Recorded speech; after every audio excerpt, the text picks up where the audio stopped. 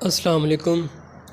آج میں آپ کو سانس کا پھولنا، دمہ، نزلہ، زکام، پرانی کھانسی اس کا جو ہے علاج بتاؤں گا۔ بہت سے ایسے لوگ ہیں جن کو آج کل جو موسم ہے اس موسم میں جو ہے الرجی وغیرہ ہو جاتی ہے، نزلہ، زکام، کھانسی ہو جاتی ہے، اور کچھ جو ہے ان کو پرانا دمہ ہو چکا ہے، دمہ ہوتا ہے، سانس پھولتا ہے، سیڑھیاں چڑھتے ہوئے سانس پھولتا ہے، کھانسی رہتی ہے۔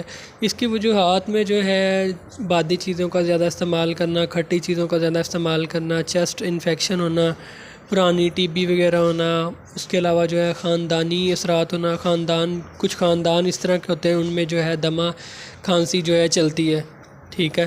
تو اس کا پرہیز آپ نے چاول، بوتل، کھٹی چیزیں، اچار، اس طرح کی چیزوں سے آپ نے پرہیز کرنا ہے۔ اس کا جو ہے علاج میں آپ کو گھریلو علاج بھی بتا دیتا ہوں اور میڈیکل علاج بھی بتا دیتا ہوں۔ آپ نے جو ہے ملٹھی لینی ہے اور اجوائن لینی ہے اور پودینہ لینا ہے۔ یہ برابر مقدار میں آپ ایک چٹکی لے لیں۔ 1 کپ پانی میں اس کا کعوہ بنا کے صبح، دوپہر، شام آپ استعمال کریں، انشاءاللہ آپ کا جو دمہ ہے، سانس کی پرابلم ہے، وہ بالکل ٹھیک ہو جائے گی۔